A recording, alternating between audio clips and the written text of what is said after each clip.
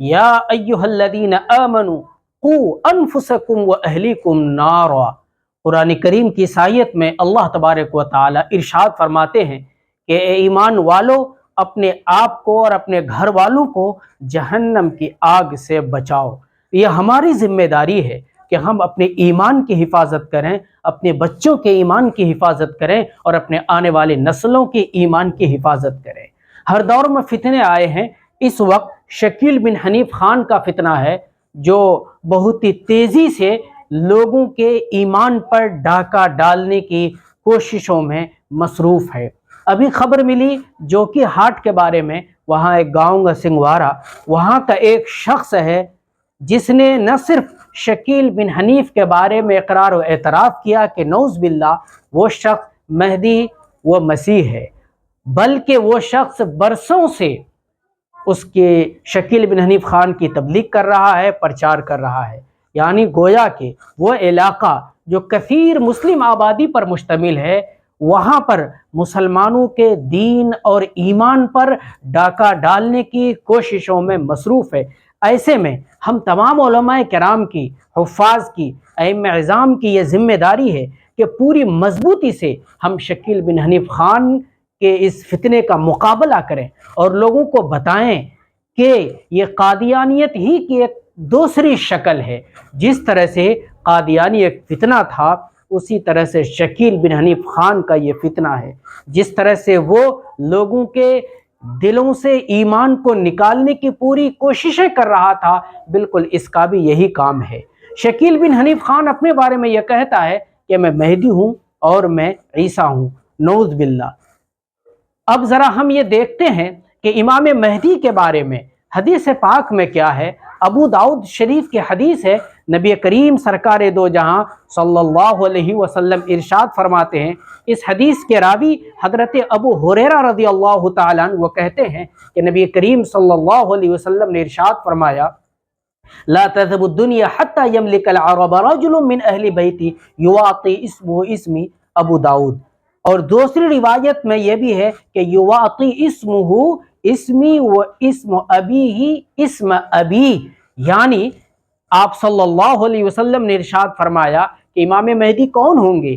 آپ نے فرمایا کہ وہ عرب کا ایک بادشاہ ہوگا اور وہ میرے اہل بیت میں سے ہوگا، اور اسی طرح سے اس کا بعین ہی وہی نام ہوگا جو میرا نام ہے، اس کے باپ کا نام وہی ہوگا جو میرے باپ کا نام ہے۔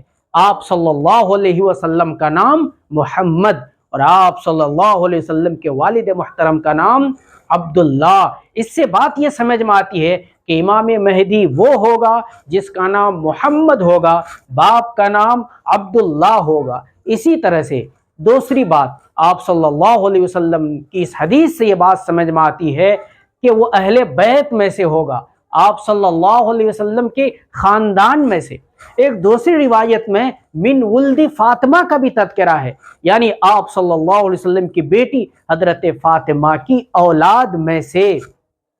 اب شکیل بن حنیف خان کے بارے میں جان لیجئے کہ اس کا نام ہے شکیل احمد خان۔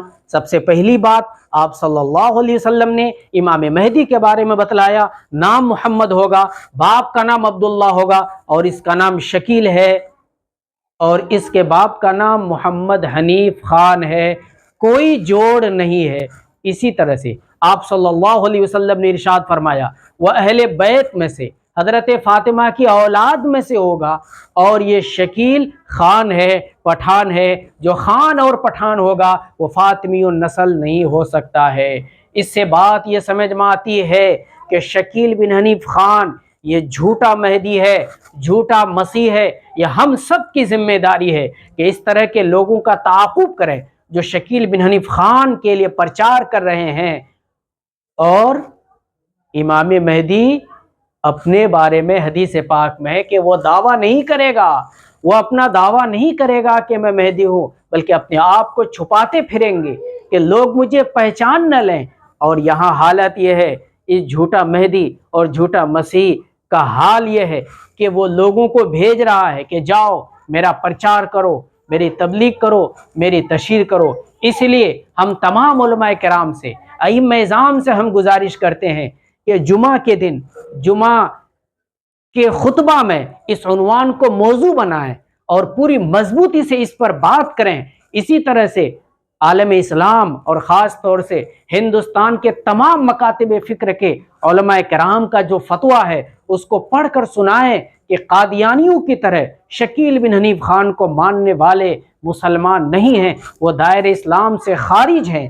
اور اسی طرح سے جو لوگ اس کے ہاتھ پر یا اس کے نمائندوں کے ہاتھ پر بیعت ہو کر شکیل بن حنیف خان کو مہدی اور عیسیٰ مسیح مان چکے ہیں، وہ مرتد ہیں، دائرہ اسلام سے خارج ہیں، اپنی مسجدوں میں ہم آنے نہ دیں، اپنی قبرستان میں دفن ہونے کے لیے نہ دیں، اور ان کا سماجی بائیکاٹ کریں، ہمارا ان سے کوئی رشتہ نہیں، یہ اعلان کر دیں۔ اللہ تبارک و تعالی ہم سب کو اپنے دین اور اپنے ایمان کی حفاظت کی توفیق دے، آمین۔